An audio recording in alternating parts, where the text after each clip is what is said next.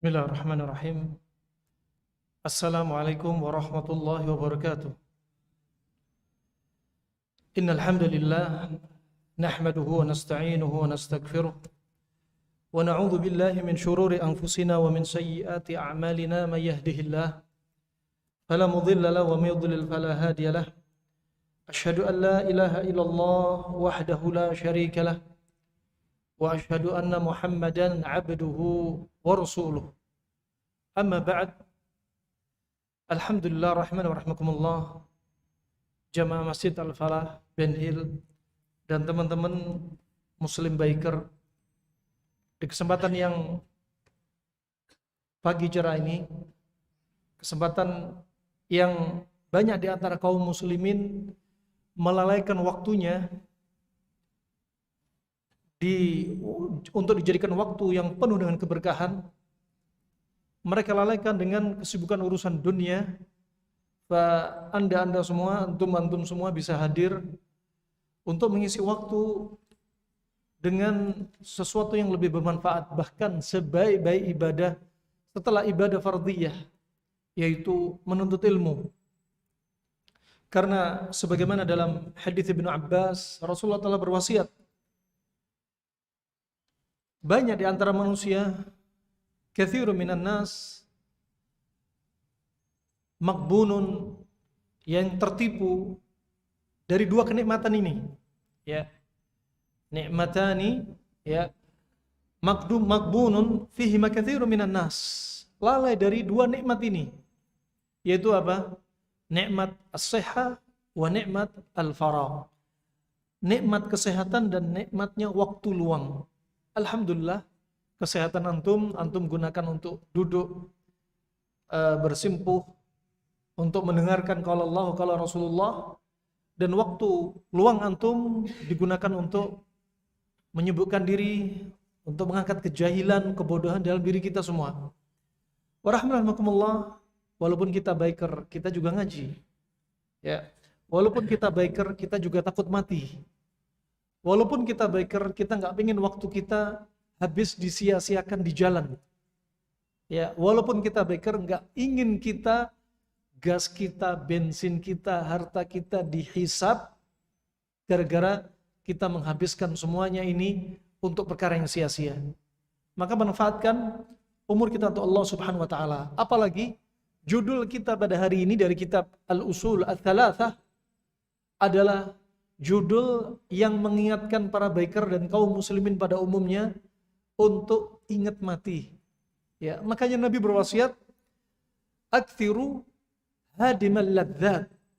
Perbanyaklah bagi Anda semua untuk mengingat penghancur kelezatan, yaitu kematian. Untuk banyak mengingat kematian.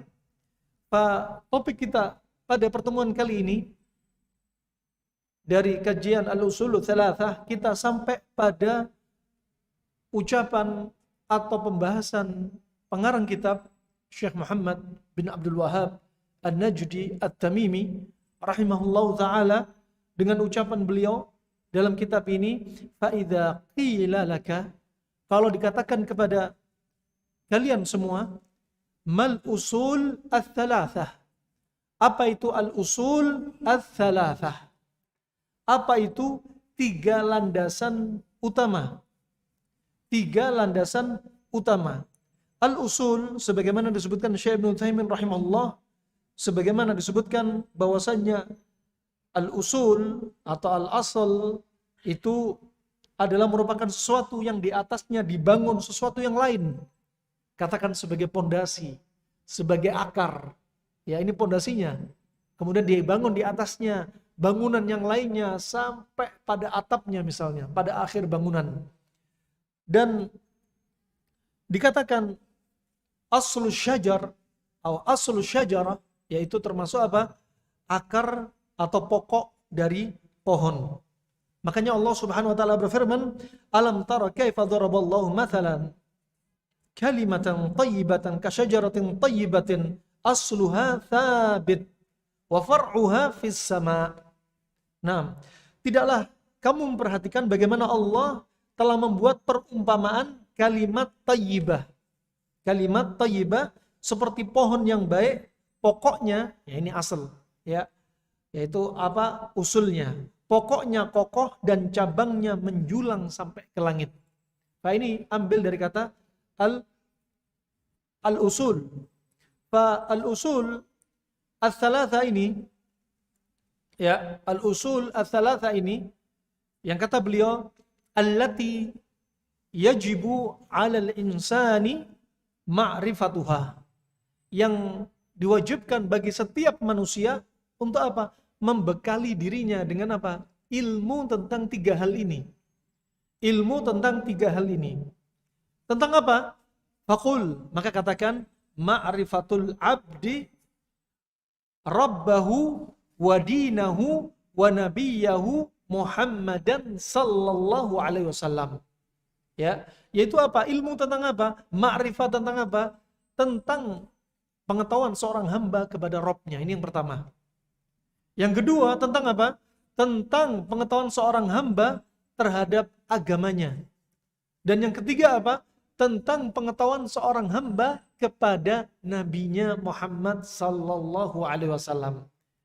Hakikatnya, muallif atau pengarang kitab sebenarnya ingin menyampaikan tentang apa? Tiga hal inilah yang nanti akan menjadi pertanyaan dua malaikat, Al-Munkar dan An-Nakir, di alam barzakh, di alam kubur. Makanya tema kita kali ini apa? Menyiapkan diri kita untuk bisa menjawab tiga pertanyaan malaikat. Ya, untuk bisa menjawab tiga pertanyaan malaikat. Nah, perlu difahami rahimakumullah jami'an. Pertanyaan malaikat ini gak bisa dengan cara antum melatih diri antum ketika antum sudah hampir sakaratul maut, antum latihan. Man rabbuk? Rabbani Allah. Wa man nabiyyuk? Nabiyyi Muhammad. Wa ma dinuk? Dinil Islam. Mau dilatih 100 kali, 1000 kali, gak akan bisa jawab kalau apa? Hakikat amalan kita sebelum kita wafat, kita gak tahu. Ternyata amalan buruk dia akan Allah jadikan dia sulit untuk menjawab pertanyaan malaikat. Maka pertanyaan ini bisa kita jawab dengan mudah. Pertama atas kehendak Allah. Yang kedua dengan sebab-sebab kita ketika kita masih hidup. Kita banyak menjalankan ketaatan kepada Allah Subhanahu wa Ta'ala. Kita tidak terjatuh dalam kesyirikan. Kita tidak terjatuh dalam amalan-amalan yang tidak diajarkan Nabi. Kita tidak terjatuh dalam amalan yang dibenci Nabi. Kita tidak terjatuh bermudah-mudah dalam perbuatan maksiat. Allah akan mudahkan dia untuk bisa menjawab pertanyaan. Nah ini rahmanakumullah jami'an. Maka termasuk ucapan la ilaha illallah sebelum kita wafat, yang Nabi sudah berwasiat, man qala fi akhir umri la ilaha illallah dakhalal jannah. Barang siapa yang pada akhir hayatnya mengucapkan la ilaha illallah, Allah akan masukkan dia ke dalam surga. Sama, ucapan la ilaha illallah ini enggak sembarangan. Kalau ternyata dia subhanallah sebelum meninggalnya, ya, dia banyak berbuat maksiat, kesyirikan dan amalan-amalan yang enggak diridhai oleh Allah Subhanahu wa taala, sebelum sakaratul maut dia latihan untuk membaca la ilaha illallah ratusan kali, ribuan kali, dia akan dipersulit oleh Allah untuk mengucapkan la ilaha illallah. Maka al jaza min jinsil amal. Balasan itu juga tergantung pada amalannya. Orang yang dipilih untuk mudah mengucapkan la ilaha illallah, untuk menjawab soal-soal di alam barzakh dari soal dua malaikat ini, ya, maka itu apa? Cerminan dari amalan kita ketika kita hidup di dunia. Nah, ini rahmani wa rahmakumullah jami'an. Fa Allah Subhanahu wa taala telah berfirman, kullu nafsin dha'iqatul maut. Setiap jiwa nanti akan merasakan sakitnya kematian. Bahkan Nabi SAW juga merasakan. Nah, bahkan di alam kubur nanti kita semua akan merasakan himpitan alam kubur. Cuma himpitan yang dirasakan oleh orang yang saleh, tidak seperti himpitan yang dirasakan oleh orang-orang yang tidak beriman kepada Allah dan Rasulnya Sallallahu Alaihi Wasallam. Wah, Allah juga berfirman, Waja'at sakratul mauti bil haqq. Dan sesungguhnya sakratul maut datang, ya, benar-benar akan datang. Sakratul maut benar-benar akan datang. Walaupun ada manusia yang melarikan diri ke dalam goa, yang melarikan diri ke dalam perut bumi yang sangat dalam, tetap kematian akan menjemput diri dia. Makanya Allah Subhanahu wa taala berfirman, "Wa ma khalaqtul jinna wal insa illa liya'budun." Dan aku tidaklah ciptakan jin dan manusia kecuali untuk beribadah, yaitu beribadah dengan tauhid. Allah Subhanahu wa taala juga berfirman, "Wa'bud rabbaka hatta ya'tiyakal yaqin." Dan ibadahilah Rabb kalian semua, ya, sampai kapan? Sampai yakin mendatangi kalian semua. Sampai kematian mendatangi kalian. Fa ini rahmatullah, maut akan datang, kematian akan datang kepada kita semua, pasti dan pasti. Gak ada ceritanya kita kekal di muka bumi, ya. Apalagi sebagian orang berkeyakinan hidup di muka bumi setelah mati selesai, gak ada kehidupan lagi. Umat Islam tidak demikian diajarkan. Pak, ini kita diajari oleh muallif untuk apa? Membekali diri kita untuk bisa menjawab 3 pertanyaan malaikah. Rahimani wa rahimakumullah jami'an. Ya. Ini yang disebutkan muallif dari ma'rifatul abd li rabbih wa li nabiyyih wa li dinih, yaitu ilmu untuk apa? Dibekalin seorang hamba ini pengetahuan tentang Allah, tentang nabinya, tentang agama ini, itu adalah termasuk pertanyaan para malaikat. Dan oleh karena itu Nabi SAW berkali-kali menyebutkan dalam sekian banyak hadis, ya, tentang kondisi hari kiamat. Dan muqaddimahnya akhirat adalah alam barzakh. Dan alam barzakh adalah alam penantian antara dunia dengan yaumul kiamah nanti. Dan di alam barzakh kita nggak tahu umur kita sampai kapan.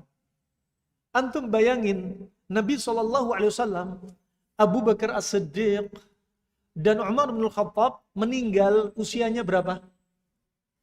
63 tahun. 3 orang ini usianya 63 tahun.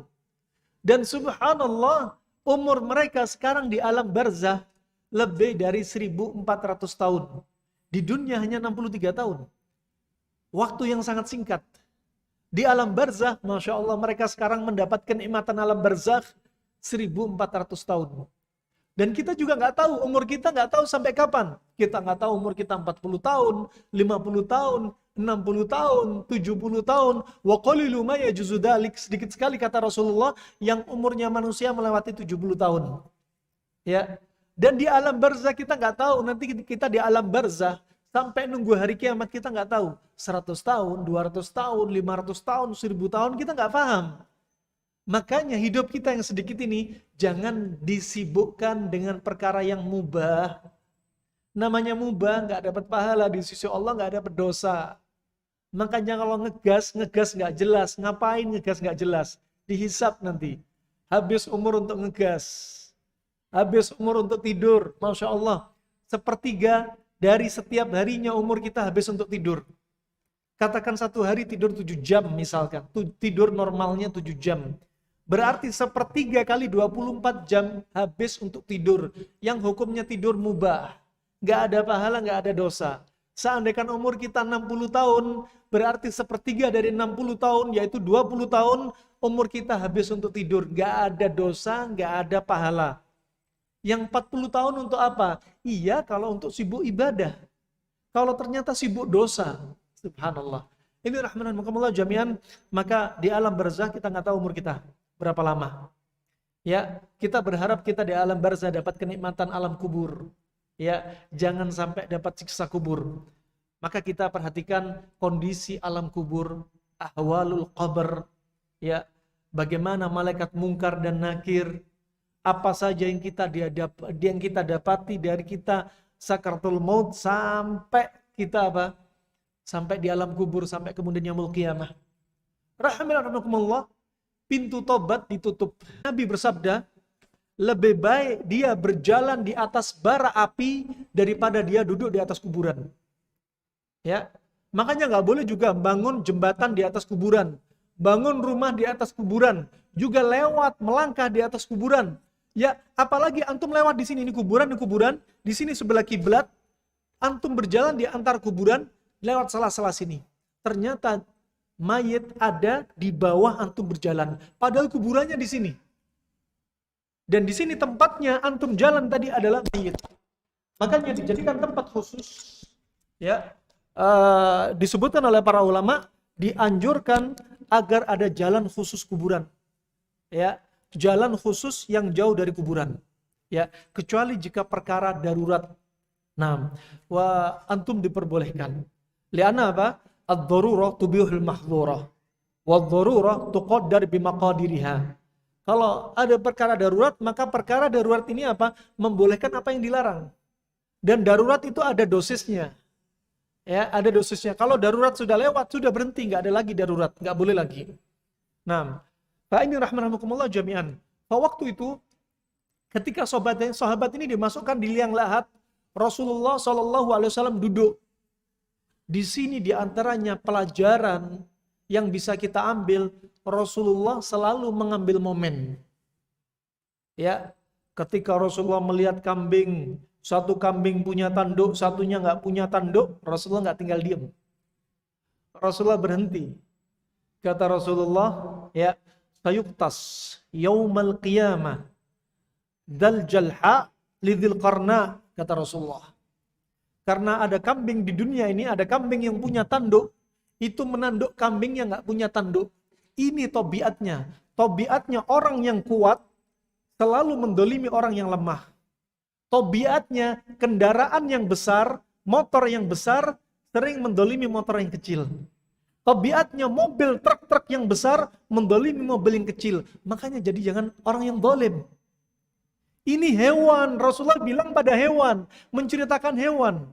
Nanti pada hari kiamat, karena hewan yang punya tanduk yang lebih besar ini, ya, mendolimi hewan yang gak punya tanduk, nanti di hari kiamat di padang mahsyar, hewan yang nggak punya tanduk akan mengkisos hewan yang punya tanduk. Setelah proses kisos, hewan-hewan nanti akan apa?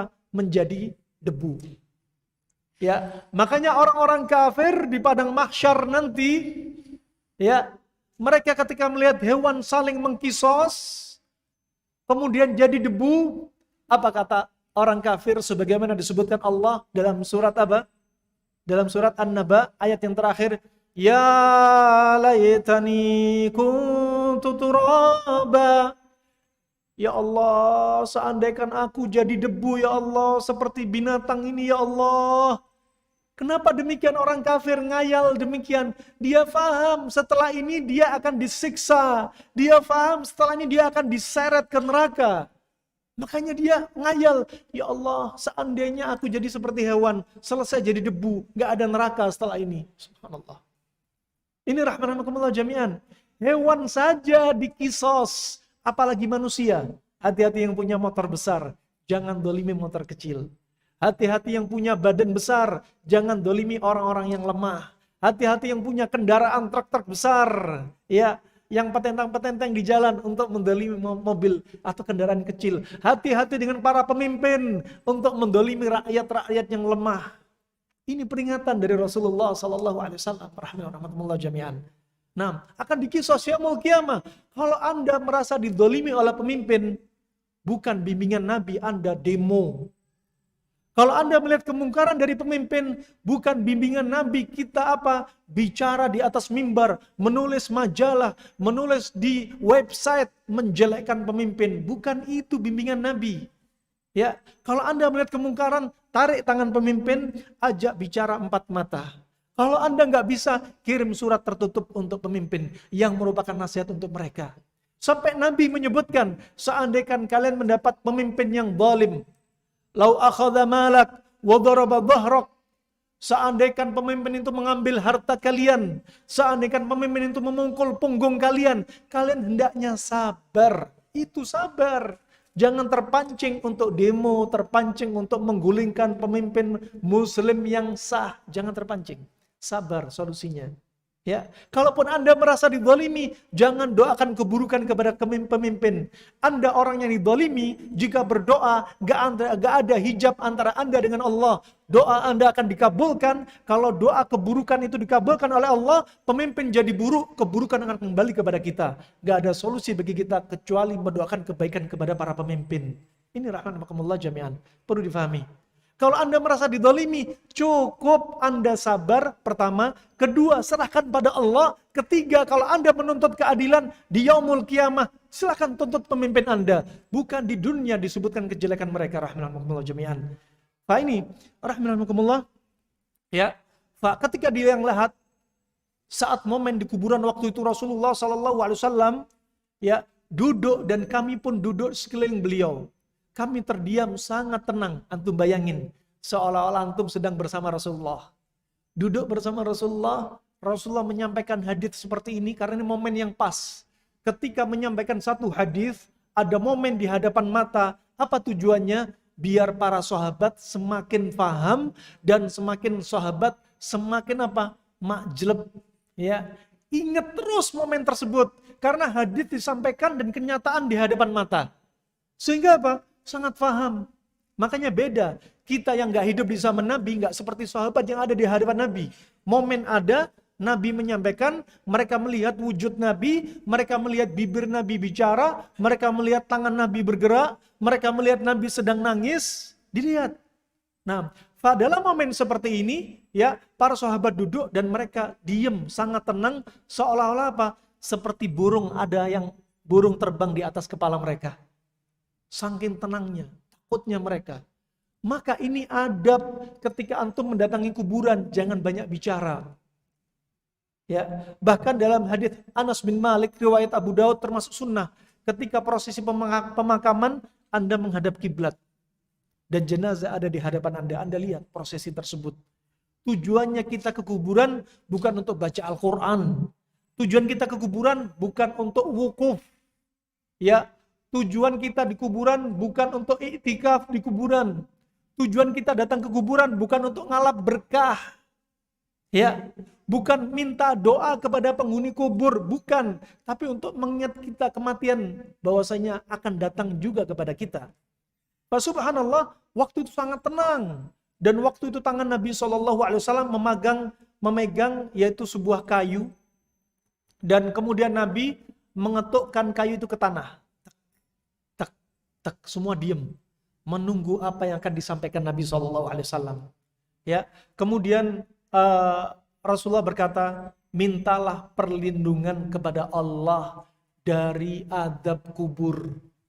Kita nggak ada yang jamin diri kita ini selamat dari azab kubur kecuali apa? Banyak doa sama Allah, ambil sebab biar nggak dapat siksa kubur. Kemudian beliau mengucapkan ini 2 kali, 3 kali. Ya, apa kata Rasulullah? Mintalah perlindungan dari azab kubur. Mintalah perlindungan dari azab kubur. Kenapa? Kalau Rasulullah tahu apa yang terjadi di alam kubur. Kita nggak tahu. Sahabat nggak tahu. Rasulullah hanya menyampaikan dan sahabat mendengar.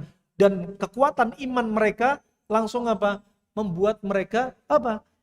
Menerima apa yang disampaikan Nabi walaupun mereka nggak melihat. Dan semakin membuat iman mereka bertambah. Kemudian rahmatullah jami'an, kemudian Rasulullah melanjutkan dalam sabdanya,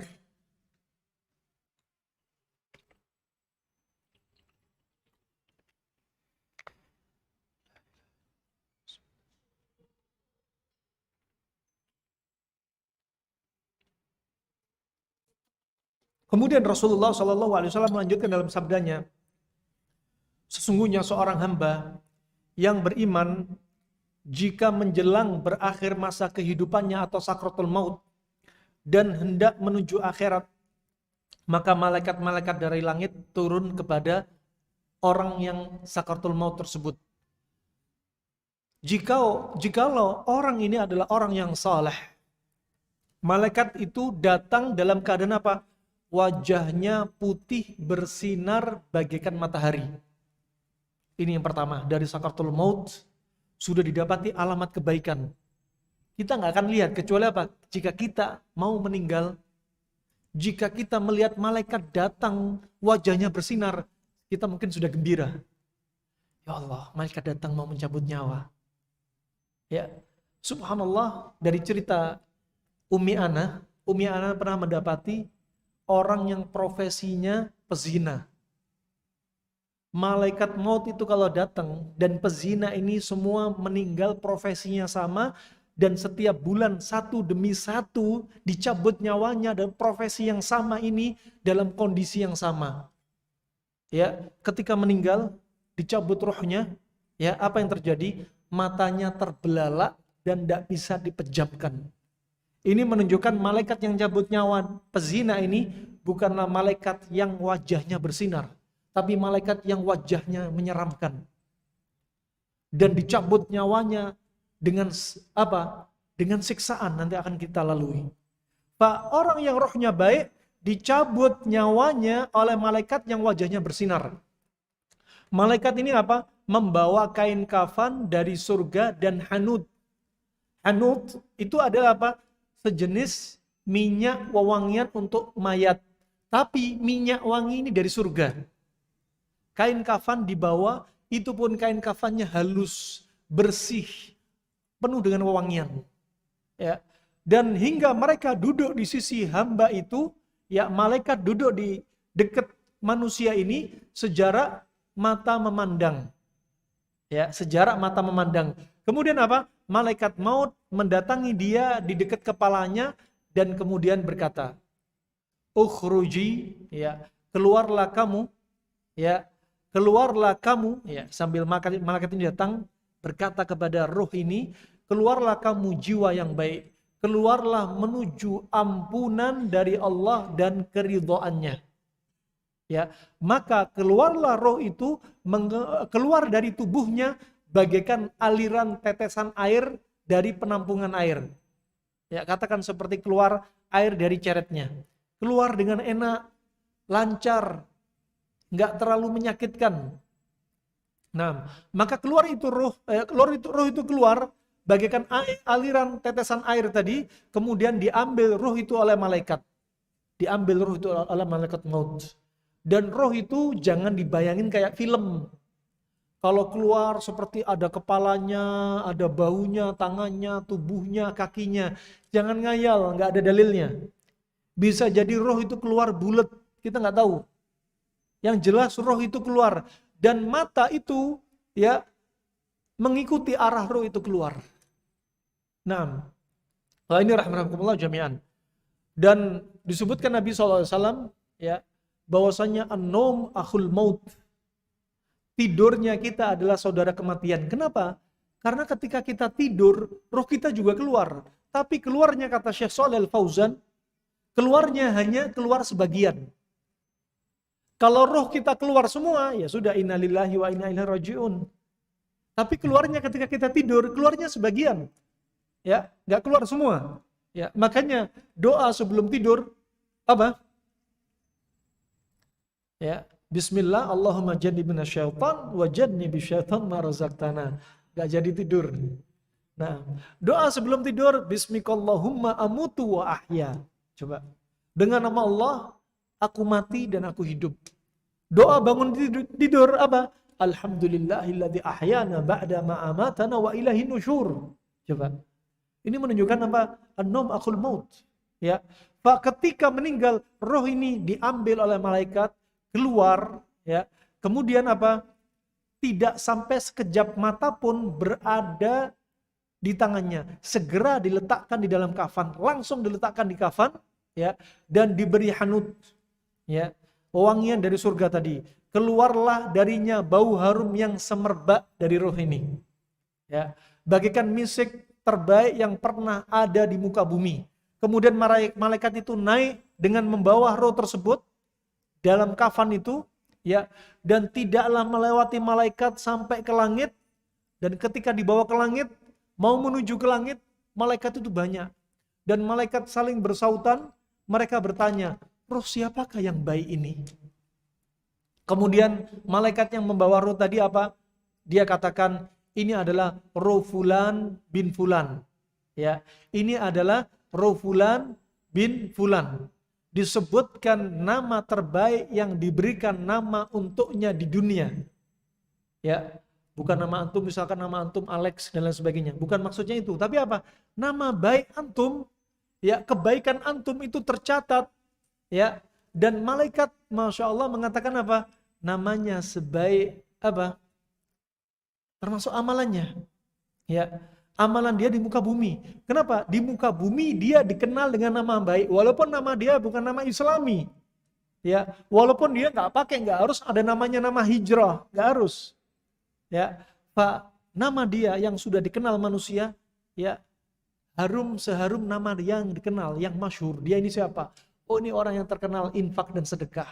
Oh, ini orang yang terkenal dengan birrul walidainnya. Oh, ini orang yang terkenal dengan ringan tangannya. Oh, ini orang yang terkenal dengan sholat 5 waktunya. Oh, ini orang yang terkenal dengan bacaan Al-Qur'annya. Oh, ini orang yang terkenal dengan sholat malamnya.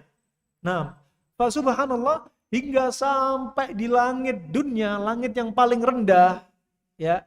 Kemudian apa? Para malaikat pembawa roh itu meminta dibukakan pintu langit dunia.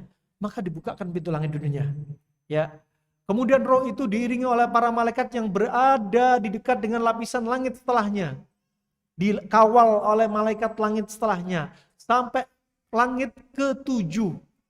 Ketika sudah sampai langit ke-7, kemudian Allah Subhanahu wa taala berfirman, tuliskanlah kitab untuk hambaku di Illiyin. Ya, ini kitab khusus untuk orang-orang yang soleh. Ya, dan kembalikanlah ia ke bumi setelah ditulis, kemudian dikembalikan ke bumi, karena dari bumilah aku menciptakan mereka, kata Allah. Padanya aku kembalikan mereka. Allah ciptakan mereka di bumi, kemudian dikembalikan mereka juga di bumi, dan dari bumilah akan dikeluarkan pada kali yang lain, nanti akan dibangkitkan, ya. Maka dikembalikanlah rohnya pada jasadnya. Setelah dicatat, dikembalikan turun sampai langit dunia, sampai ke alam kubur lagi, rohnya dimasukkan ke jasadnya. Berarti sempat waktu jasad itu sempat kosong. Dan ini tentunya apa? Dalam kecepatan yang amat singkat. Buktinya apa? Buktinya setelah prosesi pemakaman, malaikat langsung tanya Mungkar dan Nakir. Berarti naik ke langitnya cepat, dicatat cepat, dikembalikan juga cepat. Kita nggak perlu pakai akal, ya. Akal kita nggak nyampe. Kemudian waktu itu, ya, setelah roh dikembalikan, baru dua malaikat ini, Mungkar dan Nakir, bertanya. Dan kalau kita ingin tahu siapa sih malaikat Mungkar dan Nakir, disebutkan dalam hadis yang sahih, ya, disebutkan dari hadis riwayat Tirmidzi dari Abu Hurairah, disahihkan Syekh Albani, ya, bahwasanya Rasulullah bersabda, "Idza kubira al-mayyitu aw qala ahadukum atahu malakan aswadan azraqan." Kalau ada orang sudah dikebumikan, ya, salah satu dari kalian, maka akan datang kepada dia dua malaikat. Ya, dua malaikat ini apa? Warnanya hitam kebiruan. Ngeri enggak? Malaikat ini warnanya hitam kebiruan. Ya. Malaikat ini hitam kebiruan, dua malaikat ini. Dan dinamakan Al-Munkar dan Nakir. Ada yang mengatakan kenapa? Karena melihat dua malaikat yang kebiruan, hitam kebiruan ini, orang sudah sangat takut. Sehingga dinamakan Al-Munkar dan An-Nakir. Makanya kemudian Rasulullah menyebutkan, ya, mereka adalah li'ahadihima al-munkar wal akhar an-nakir. Salah satunya itu munkar, salah satunya adalah an-nakir. Ya, yang kemudian malaikat ini bertanya dalam riwayat hadis ini, malaikat bertanya, "Ma kunta taqulu fi hadzal rajul?" Apa yang menurut kamu, pendapat kamu tentang laki-laki ini? Tentang laki-laki ini. Artinya apa? Nanti seperti pertanyaan, man nabiyuk? Ya, siapa nabi kamu?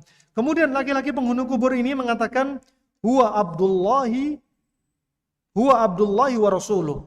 Laki-laki ini adalah seorang hamba dan seorang rasul. Di sini menunjukkan apa? Rasulullah hanyalah seorang hamba, hanyalah seorang rasul. Rasulullah nggak boleh disembah. Nggak boleh. Dia hanya seorang hamba dan seorang rasul. Makanya Rasulullah SAW berdoa sebelum akhir hayatnya. Ya, apa?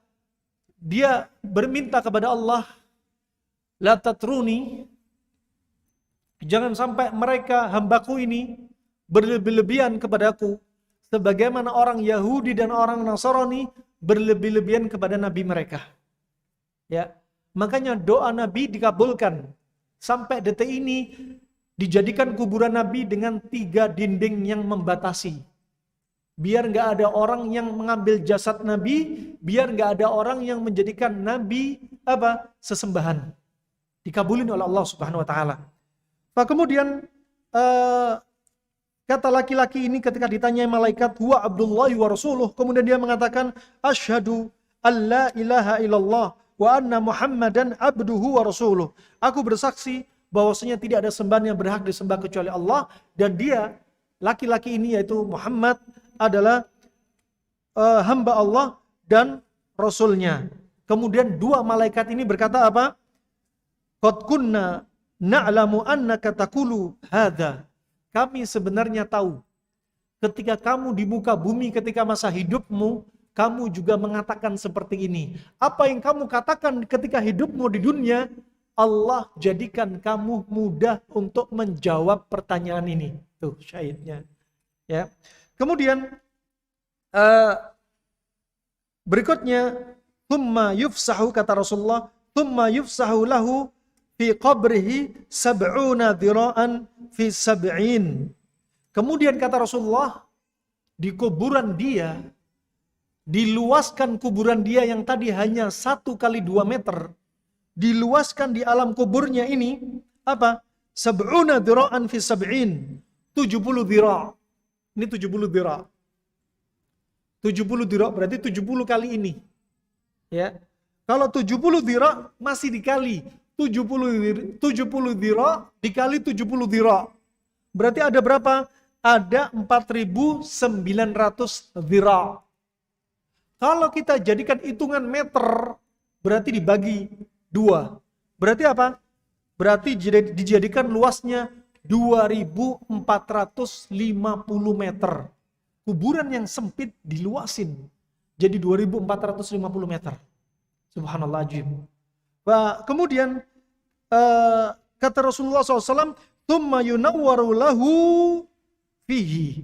Kemudian setelah diluasin, dikasih cahaya. Dalam riwayat diberikan cahaya seperti bulan purnama. Subhanallah ajaib. Kemudian malaikat mengatakan kepada penghuni kubur ini, "Nam, tidurlah kamu." Sampai akhirnya, akhir hadis ini, ka naumatil arus. Tidurlah kamu seperti tidurnya para pengantin. Subhanallah ajib. Ya, ini rahmanakumullah jami'an. Kemudian kita lanjutkan hadis Al-Bara bin Azib riwayat Imam Ahmad ini, ya. Ketika waktu itu 2 malaikat ini ketika bertanya, pertanyaan yang pertama adalah, siapakah Rabbmu? Ya, siapakah Rabbmu? Siapakah Tuhan kamu? Kemudian penghuni kubur ini mengatakan, Rabbani Allah, Rabbku adalah Allah. Kemudian malaikat ini berkata lagi, ya, wa madinuk, apa agama kamu? Kemudian penghuni kubur ini berkata, dinil Islam, agamaku adalah Islam. Kemudian pertanyaan yang ketiga,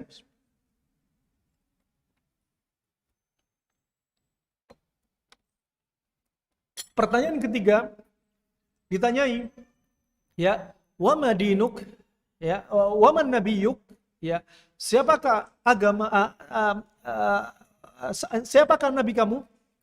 Ya, atau siapakah lelaki ini? Kemudian dia berkata, dia adalah Rasulullah, ya, sallallahu alaihi wasallam. Kemudian malaikat itu berkata, apa sumber ilmumu sehingga kamu beriman seperti ini? Kemudian dia menjawab, aku membaca kitabullah, kemudian aku beriman dengannya dan aku membenarkannya. Subhanallah. Ternyata kita juga butuh ilmu untuk menjawab. Sehingga dengan ilmu itu kita akan dimudahkan menjawab pertanyaan malaikat. Kemudian ada yang berseru di langit, hambaku telah benar.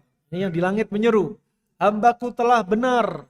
hamparkanlah permadani untuknya dari surga, dan pakaikanlah untuknya pakaian dari surga. Subhanallah. Ya, betapa nikmat. Enaknya jadi orang yang beriman, enaknya menjadi orang yang berilmu. Ya. Kemudian bukakanlah untuknya pintu menuju surga sehingga hawa dan aroma surga menerpa dia. Nah, dilapangkanlah di tempat tinggalnya di kuburannya sejauh mata memandang. Dalam lafaz hadis ini bukan seperti lafaz yang sebelumnya. Bukan 70 dhira', bukan 70 kali 70 luasnya. Tapi apa? Disebutkan apa? Luasnya sejauh mata memandang. Kuburan yang 1 kali 2 meter. Jadi apa? Jadi luas seluas mata memandang. Subhanallah. Ya. Kemudian datanglah seorang lelaki yang rupawan, laki-laki yang cakep, yang indah, enak dipandang, beraroma wangi. Lalu penghuni kubur berkata, laki-laki ini akan jadi teman dia di alam kubur sampai yaumul qiyamah. Kemudian lelaki itu, penghuni kubur berkata, lelaki tadi yang menawan tadi, rupawan tadi, berkata kepada penghuni kubur, ya, bergembiralah dengan hal yang menggembirakanmu. Dikasih kabar gembira sama lelaki ini. Ya, ini adalah hari yang engkau dijanjikan dengannya. Ya. Kemudian apa? Ini adalah hari yang engkau dijanjikan dengannya. Kemudian penghuni kubur lanjut balik bertanya, siapakah engkau yang berwajah rupawan yang sangat cakep ini? Ya. Kemudian lelaki yang cakep tadi berkata, Inni amaluka salih, inni amaluka tayyib. Aku adalah wujud amalan soleh kamu. Subhanallah. Antum beramal soleh, walaupun menyingkirkan duri di jalan, berkata-kata baik kepada saudara antum, tidak berkata-kata kotor, amar ma'ruf wa nahyu anil munkar, birrul walidain antum, qiraat Al-Quran antum, sholatnya antum, puasa antum, ya, menundukkan pandangan antum, dan semua amal soleh antum nanti akan menjadi makhluk yang menemani kita di alam kubur dengan makhluk yang rupawan. Masya Allah, ajib. Nah, semakin Masya Allah, semakin banyak amal soleh, semakin rupawan dia. Nah, kemudian orang itu berkata, wahai Rabbku, penghuni kubur tadi, segera tegakkanlah hari kiamat hingga aku bisa segera kembali kepada keluargaku yang beriman dan juga bidadari dan para pembantu di surga serta harta-hartaku. Ya, ini ya yang didapati dari orang-orang yang soleh di dunia, di alam kubur juga didapati kebaikan. Al jaza min jinsil amal. Kemudian adapun orang-orang yang hamba yang tidak beriman kepada Allah, hamba-hamba yang kafir, ketika menjelang berakhirnya kehidupan di dunia dan menuju akhirat, ketika sakaratul maut, turunlah para malaikat dari langit yang berwajah buruk. Wajahnya sudah buruk duluan. Sudah menunjukkan orang-orang yang yang beramal buruk, ya. Baik kafir ataupun muslim, tapi kalau amalannya buruk, hati-hati. Kemudian malaikat turun dalam keadaan wajahnya buruk rupa, dan malaikat itu membawa kain kafan yang kumal, kasar, kemudian baunya juga busuk. Ya. Para malaikat itu duduk di dekat sejarak pandangan matanya, mata memandang, kemudian datanglah malaikat maut hingga duduk di dekat kepalanya dan berkata, wahai jiwa buruk, ayyuhal ruh al-khabith, wahai roh yang buruk, keluarlah kamu menuju kemarahan dan kemurkaan dari Allah. Ya. Maka roh itu pun bercerai-berai, terpisah dari jasadnya. Malaikat pun mencabut roh itu bagaikan dicabutnya besi untuk membakar daging dari bulu domba yang basah. Ya, ada daging, katakan domba ini dibakar. Ya, dalam keadaan apa? Bulu basah. Ini besi ini ditarik. Tentunya apa? Sangat menyakitkan. Ya, sangat menyakitkan. Kemudian segera roh itu diambil dari jasad tersebut oleh malaikat maut dan tidaklah ditinggalkan sekejap mata pun hingga apa? Diletakkan pada kain kasar, keluar aroma busuk bagaikan bangkai terburuk yang pernah berada di muka bumi. Nasallallahu alaihi. Nah, ini bukan hanya kepada orang kafir saja. Pada orang muslim, tapi kalau berbuat maksiat, disebutkan oleh para ulama, juga mengalami yang seperti ini. Nah, mereka yang mengalami su'ul khatimah. Kemudian, para malaikat pun itu naik dengan membawa roh itu ke langit. Tidaklah berpapasan melalui para malaikat yang lainnya, ya, ketika hendak ke langit dunia. Kemudian apa? Malaikat pada bertanya, saling bertanya, roh siapakah yang buruk ini? Aromanya sudah nggak enak. Ya. Kemudian mereka berkata, ini Fulan bin Fulan, disebutkan dengan nama terburuk yang pernah disandangnya di dunia. Makanya usahakan track record antum ya menjadi track record terbaik di sisi Allah melalui amalan-amalan yang antum catat sejarah antum terbaik di muka bumi ini. Ya, jangan sampai jadi orang yang terkenal dengan apa? Kerusakannya. Jadilah orang yang terkenal dengan kebaikan, tapi bukan berarti terkenal kebaikan tapi tidak ikhlas. Terkenal kebaikan dalam keadaan dia ikhlas di sisi Allah Subhanahu wa taala, dan kebaikan-kebaikan tersebut adalah kebaikan-kebaikan yang tidak keluar dari ajaran Nabi sallallahu alaihi wasallam. Nah, fa subhanallah, kemudian ketika sampai ke langit dunia, ya malaikat minta dibukakan pintu langit dunia, tapi nggak dibukain pintunya. Malaikat penjaga pintu langit dunia tidak mau membukakan pintu. Ya, kemudian Rasulullah SAW membaca ayat, ya, membaca ayat yaitu dalam surat Al-A'raf, ya, ayat yang ke-40. Ya, la tufattahu lahum abwabus samai wa la yadkhulunal jannata hatta yalijal jamalu fi sammil khiyat. Kata Allah Subhanahu wa taala, Nabi membaca firman Allah ini apa?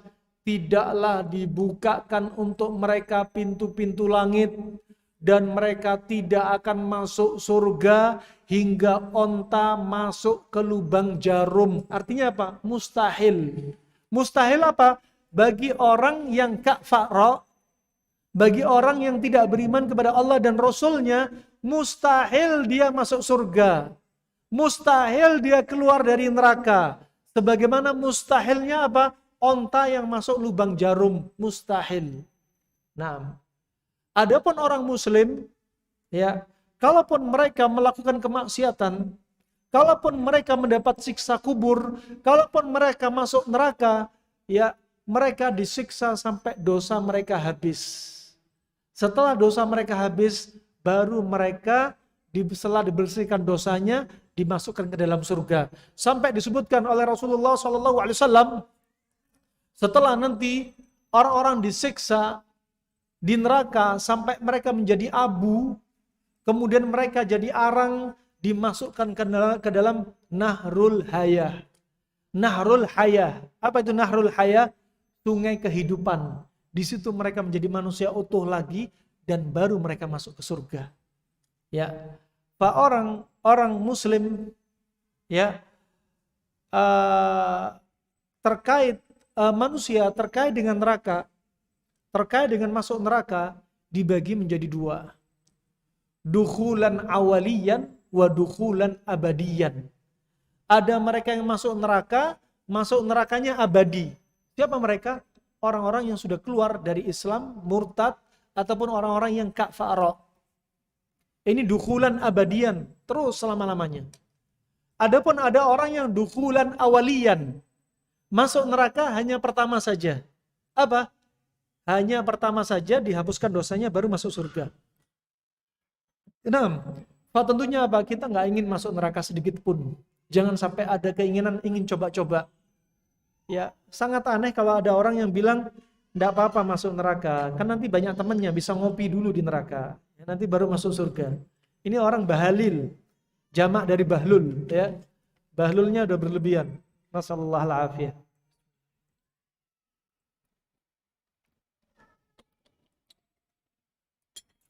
Juga kalau berdoa kepada Allah juga demikian, jangan tanggung-tanggung. Berdoa kepada Allah jangan tanggung-tanggung. Ya, kalau minta kepada Allah, minta. Wa idza sa'alta fas'alil firdaus al-a'la. Kalau Anda berdoa minta surga, minta sekalian minta surga firdaus, jangan tanggung-tanggung. Jangan sampai apa berdoa, ya Allah, saya nggak pantas untuk masuk ke dalam surgamu ya Allah. Tapi saya juga nggak mau untuk masuk nerakamu. Lah gimana, gelandotan di tengah. Surga ngerasa nggak pantas, neraka juga nggak mau. Enggak dong, seorang muslim itu minta. Ya optimis. Ya optimis apa? Minta surga yang terbaik. Al-Firdaus Al-A'la. Nah, yang atapnya itu langsung apa? Langsung arsy-nya Allah Subhanahu wa taala. Nah, ini rahmanakumullah jami'an. Kemudian Nabi SAW setelah menyebutkan surat Al-A'raf ayat yang ke-40, kemudian Nabi menyebutkan firman Allah yang lainnya dari surat Al-Hajj ayat 31. Ya, beliau sebutkan wa may yusyrik billahi faka'annama kharra minas sama'i fatahtafuhu at-tayru aw tahwi bihi ar-rihu fi makanin sahiq. Allah sebutkan, dan barang siapa yang berbuat syirik kepada Allah seakan-akan ia terjatuh dari langit kemudian disambar oleh burung atau terbang tertiup angin ke tempat yang jauh. Ini Nabi sebutkan ayat ini. Kemudian rahmatullah, setelah roh tersebut ditolak di langit ketujuh, kemudian roh itu dikembalikan kepada jasadnya. Roh itu dikembalikan kepada jasadnya. Tetapi ketika malaikat kembalikan roh tersebut ke dalam jasadnya, bukan sembarang mengembalikan. Tapi apa? Roh tersebut dilempar ke jasadnya. Nggak dianterin sampai masuk apa? Jasadnya. Dilempar dari atas sampai ke jasadnya. Untuk kemudian apa? Ditanyai oleh para malaikat. Ketika ditanya malaikat, man rabbuk? Dia menjawab, la adri. Aku nggak tahu. Kemudian ditanya lagi, berikutnya, wa ma dinuk? Apa agama kamu? La adri. Kemudian ditanyai lagi, ya, wa man nabiyuk? Atau siapa nabi kamu? Atau siapa laki-laki ini yang diutus kepada kalian? Dia menjawab lagi, la adri. Ya. Kemudian penyuruh di langit berkata, orang itu telah berdusta. Hamparkanlah untuknya permadani dari neraka dan bukakanlah untuknya pintu menuju neraka sehingga ia bisa merasakan hawa panasnya. Disempitkan kuburannya sampai tulang rusuknya berantakan, tercerai-berai. Kemudian datanglah seorang lelaki yang berwajah buruk, berpakaian buruk, baunya busuk, ya, dan berkata, gembiralah kalian dengan hal yang membuat kalian bersedih. Gembiralah dengan yang membuat bersedih. Kabar gembira itu ada dua. Kabar gembira yang menyenangkan, kabar gembira yang menyedihkan. Adapun untuk penghuni kubur yang seperti ini, kabar gembira yang menyedihkan. Ini adalah harimu yang sebelumnya kamu telah dijanjikan untukmu. Ya, orang itu berkata, siapakah engkau yang berwajah buruk ini? Kemudian lelaki yang menemani dia berkata, aku adalah amalanmu yang buruk. Orang itu berkata, wahai Rabbku, janganlah engkau tegakkan hari kiamat. Udah ngayal, pengennya nggak pengen ditegakkan hari kiamat. Nah, ini rahmatullah hadis ini riwayat Imam Ahmad, dihasankan oleh Syekh Abdul Muhsin Al-Abbad, ya, juga Syekh Albani, juga yang lainnya, dan ini sebagai pelajaran bagi kita. Kemudian dalam hadis yang lainnya pula, ya, antum catat nih, di alam kubur terjadi apa saja untuk orang soleh dan untuk orang yang nggak soleh. Berikutnya ada hadis yang disebutkan riwayat Imam Bukhari, yang mungkin sebagian besar dari kita belum mendengar kejadian yang lain yang terjadi selain hadis Al-Bara' bin Azib ini. Di antaranya, ya, siksa-siksa kubur ini, ya, disebutkan dalam hadis yang sahih ini. Yang pertama, ketika di alam kubur Di sana, ini di alam kubur loh ya, di alam kubur, belum di padang mahsyar, belum di neraka. Di alam kubur nanti akan ada orang ya, karena waktu itu pernah Rasulullah ketika tidur diajak jalan oleh malaikat melihat apa? Siksa kubur. Orang yang disiksa di kuburan. Ya. Kemudian ada Nabi melihat dari teriakan-teriakan penghuni kubur ini. Ya, yang disiksa seperti apa? Kemudian pertama, ada orang yang kepalanya dipecah dengan batu. Ya, orang yang kepalanya dipecah dengan batu, kemudian kepalanya ditumbuhkan lagi, dipecah lagi terus. Dia apa? Ada malaikat ya mecah kepala dia, ditumbuhkan lagi kepalanya. Ini belum di neraka, dipecah lagi. Adapun penghuni neraka ya dibikin oleh Allah kulitnya tebel-tebel biar sarafnya banyak, biar tambah rasa sakit dirasakan di neraka. Giginya disebutkan dalam hadits yang sahih seperti besarnya seperti gunung Uhud, tingginya 320 meter, panjangnya 7 kilo. Bayangin. Ya, ini penghuni neraka. Nah, ini masih di kuburan, belum neraka. Ya, ada malaikat yang megang batu dilemparin kepalanya, ditumbuhkan lagi kepalanya, lempar lagi, ditumbuhkan lagi kepalanya, lempar lagi terus. Sampai kapan? Sampai hari kiamat. Nasallallahu alaihi. Ya, kalau ini orang-orang yang tidak beriman kepada Allah. Kalau orang muslim, ulama menyebutkan sampai kapan? Sampai dosanya terus berkurang. Kemudian disebutkan, ini siksa. Nabi bertanya, ini siksa untuk siapa? Kemudian malaikat menjawab, ini adalah siksa bagi orang yang belajar Al-Quran, tapi tidak mengamalkan Al-Quran. Ya, dan juga siksa ini bagi orang yang meninggalkan sholat wajib. Hati-hati, ini masih di kuburan, ahibati fillah. Belajar Al-Quran tapi akhlaknya tidak kayak Al-Quran. Belajar Al-Quran tapi ajaran Al-Quran dipalingkan. Ya, dia harusnya menegakkan sholat wajib tapi sholat wajib ditinggalkan. Hati-hati juga, fawailul lil musallin. Celakalah orang-orang yang sholat, kata Ibnu Abbas adalah orang-orang yang mengakhirkan sholat dari tepat waktunya. Apalagi nggak sholat. Dan kaum lelaki sholatnya wajib di masjid. Ini pendapat jumhur. Ya. Yang kedua, terjadi di alam kubur. Ya. Dibelah ujung mulutnya, ini ujung mulutnya dibelah. Robek, nasallahu afiyah. Kemudian juga hidungnya dan kedua matanya, hidungnya dibelah, matanya dibelah. Ya. Kemudian Nabi tanya, siapa mereka ini? Mereka adalah orang yang pergi dari rumah, keluar dari rumah,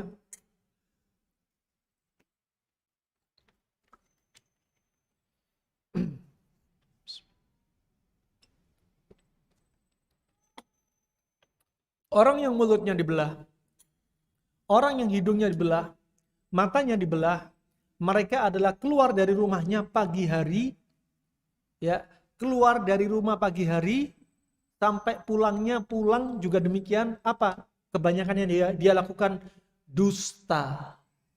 Yang kedustaan dia memenuhi ufuk. Keluar rumah, baru keluar rumah, dusta sama istrinya. Makanya kalau punya istri sembunyi, hati-hati tuh, sukanya dusta. Ya, paling enak kalau mau nikah poligami, jangan poliganti, poligami. Ya, kalau mau poligami terang-terangan, jangan sembunyi-sembunyi. Kalau sembunyi-sembunyi banyak nggak adilnya. Tahu-tahu nih, subhanallah, di yaumul kiamah ketemu si fulan.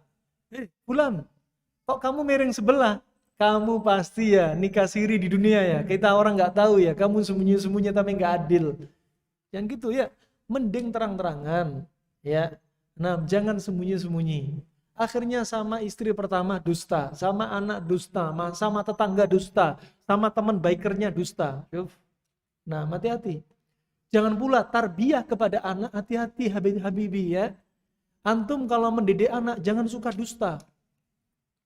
Awas jangan keluar rumah. Malam-malam ini kalau keluar rumah nanti kamu diambil sama jin. Jangan. Pertama ucapan antum bisa doa.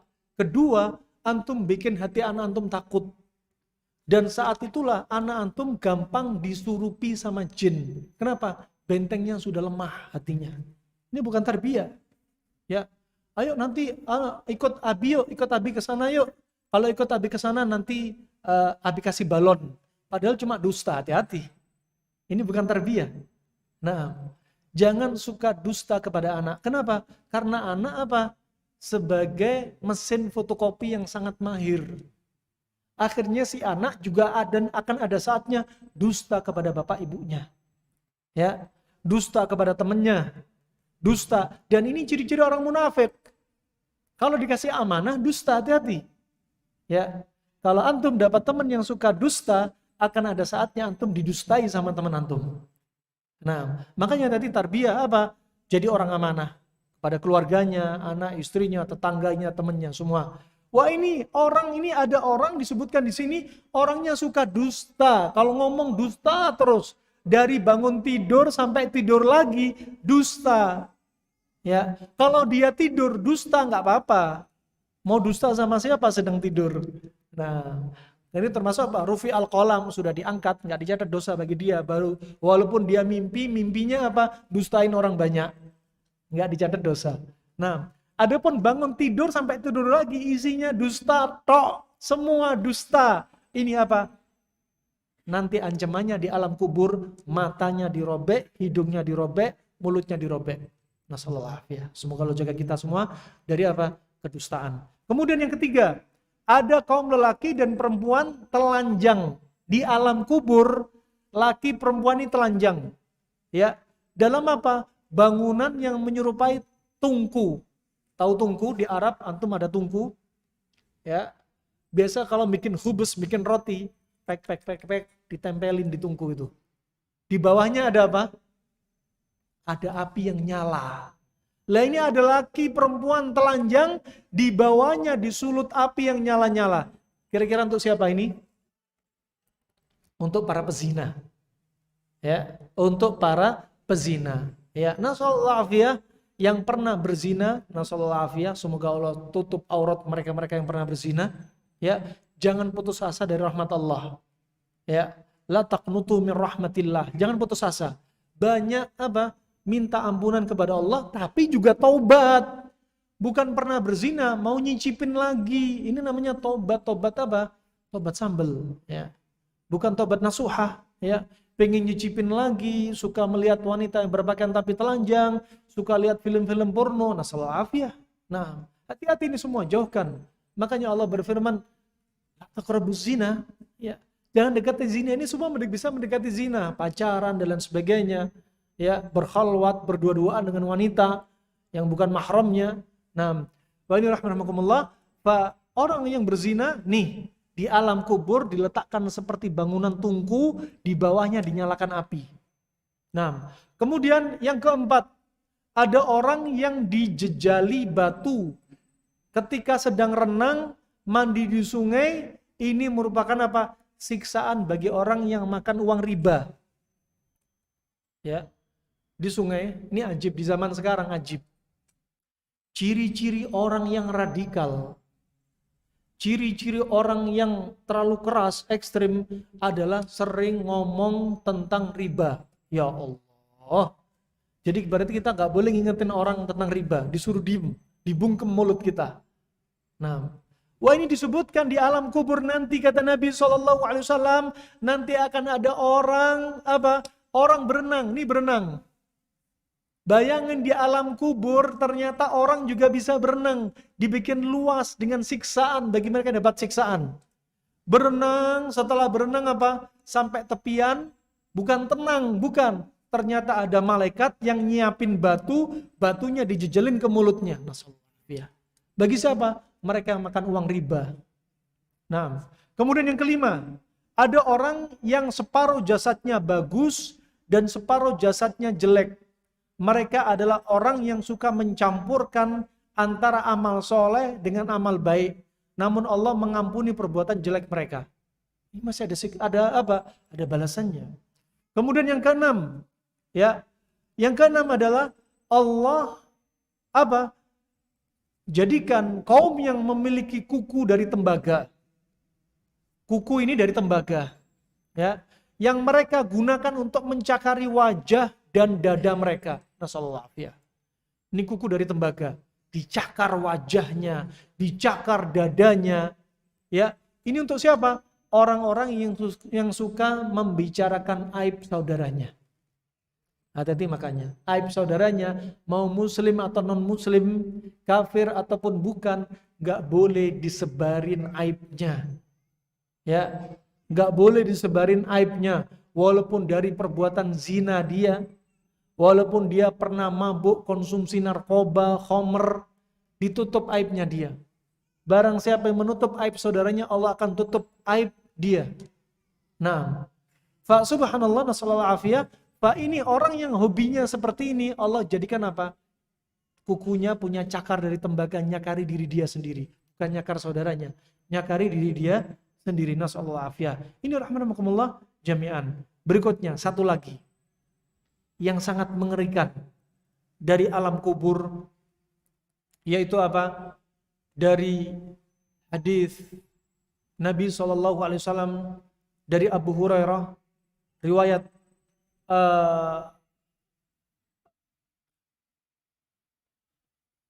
yang diriwayatkan dari Abu Hurairah radhiyallahu an, ya, disahkan Syekh Albani dengan sanad yang hasan, bahwasanya waktu itu Nabi menyebutkan orang mukmin di kuburannya nanti akan mendapatkan taman yang dipenuhi dengan hijau-hijauan, dan diluaskan kuburannya 70 dhira'an, 70 hasta, dan disinari dengan cahaya seperti kal qamari lailatal badr, seperti malam bulan purnama. Ya. Kemudian Nabi berkata, atadruna fima unzilat hadhil ayah, berkata kepada para sahabat, apakah kalian tahu ya tentang apa ayat ini diturunkan? Ayat yang mana?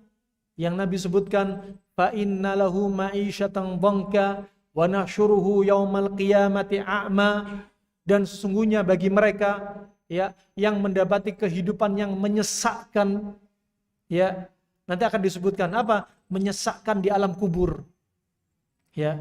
Wa nahsyuruhu yaumal qiyamati a'ma, dan kami akan bangkitkan di hari kiamat nanti dalam keadaan dia buta. Kemudian Nabi bersabda kepada mereka lagi, atadruna mal ma'isyatun dhanka, apakah kalian tahu apa itu ma'isyatun dhanka? Kemudian para sahabat berkata, Allahu wa rasuluhu a'lam. Ini termasuk adabnya para sahabat. Mereka enggak mau mendahului Rasulullah, mereka kembalikan kepada Rasulullah. Allahu wa rasuluhu a'lam. Perlu Anda ketahui, antum ketahui, ucapan antum Allahu wa rasuluhu a'lam itu enggak boleh sekarang. Itu khusus ketika Nabi Muhammad masih hidup. Kalau Nabi Muhammad sudah wafat, cukup kita katakan wallahu a'lam. Nah, kemudian Nabi menjawab, maksudnya ma'isyatun dhanka di sini adalah adzabul kafir fi qabrih, yaitu siksanya orang kafir di kuburannya. Walladzi nafsi biyadih, demi yang jiwaku ada di tangannya, kata Rasulullah sallallahu alaihi wasallam. Ya, kata Rasulullah SAW, innahu yusallatu alaihi tis'atun wa tis'una tinninan. Subhanallah. Ini antum perhatikan nih. Ya, kata Rasulullah apa? Sesungguhnya nanti di yaumul qiyamah bagi orang yang kafara, Allah akan jadikan bagi diri dia, Allah akan timpakan bagi diri dia apa? 99 tinninan. Apa itu tinninan? Allah akan jadikan bagi dia 99 ular naga yang ular yang wujudnya besar. Jangan dibayangin ular naga ya. Disebutkan nanti ular ini punya cakar, punya taring ya. Dan ular ini sangat besar sekali. Menemani dia bagi orang kafara ini di alam kubur ya. Dan ular ini berapa? Disebutkan tadi apa? Disebutkan yaitu 99 ular naga. Ya, 99 ular, ya. Kita nggak boleh mentakwilkan mirip naga seperti kepala kita, nggak boleh. Ya, pokoknya ular yang sangat besar. Dan Masya Allah, setiap ular ini punya 7 kepala. 99 ular. Masing-masing ular itu apa? Punya 7 7 kepala. Masing-masing ular punya 7 kepala. Masing-masing kepala punya taring. Ya, punya taring. Ada yang mengatakan tinin itu sab'una hayyatan. Ada dalam riwayat ini tinin, satu tinin itu 70 ular. Berarti kalau 99 dikali 70 berapa? Kebayang. Dan masing-masingnya punya berapa? 7 kepala. Wajib. Nah, mengerikan sekali tentunya. Kemudian apa kata Rasulullah? Yalsa'unahu. Dia gigit dengan racunnya. Ya, wa yakhdushunahu. Diinjak-injak penghuni kubur ini. Ya, ila yaumil qiyamah, sampai hari kiamat. Nasallallahu al-afiyah. Ini rahmana rahmakumullah jami'an, ya. Tentunya apa? Ini mengingatkan kita semua akan apa? Akan kondisi mengerikan di alam kubur. Disebutkan dalam Tajul Arus, ya, bahwasanya tinin itu adalah ular yang sangat besar. Ular yang sangat besar. Bahkan disebutkan, sebagian menyebutkan bahkan di dalam kitab Taurat dan kitab Injil juga disebutkan, ya, disebutkan dalam Al-Isha juga.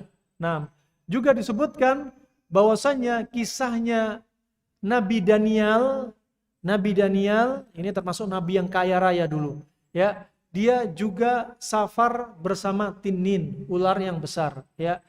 Wallahu a'lam dengan riwayat ini. Alhasil, kalau Anda perhatikan ular anaconda saja yang paling besar yang ada di muka bumi sudah sedemikian menakutkan. Bagaimana ular yang di alam kubur yang digambarkan kepada kita, rahman wa rahmakumullah jami'an. Ini ya yang bisa saya sampaikan.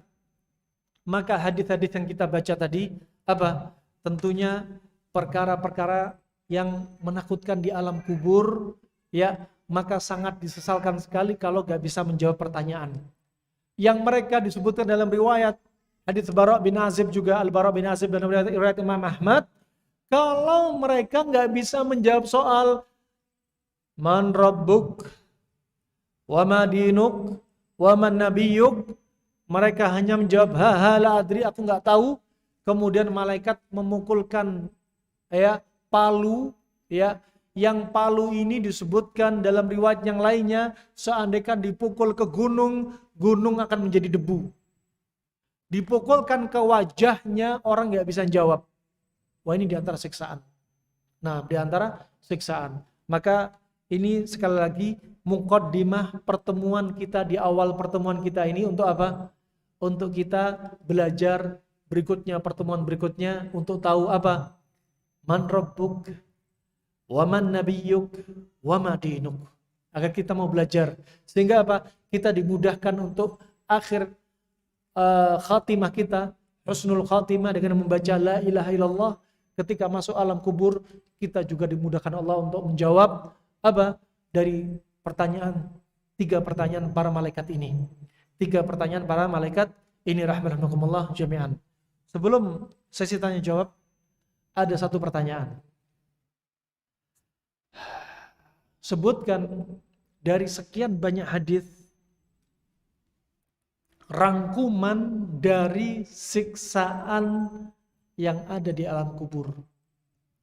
Ya. Dan ketika sakaratul maut, apa yang dia dapat? Untuk orang satu saja, satu apa? Satu orang yang rohnya buruk. Antum sebutkan dari awal sakaratul maut apa yang dia dapat sampai di alam kubur. Kita nggak bicara di padang mahsyar, kita belum bicara neraka. Ada yang merangkum dari apa yang saya sampaikan tadi? Tafadhal. Ada yang bisa jawab dari sakaratul maut, prosesnya sampai alam kubur?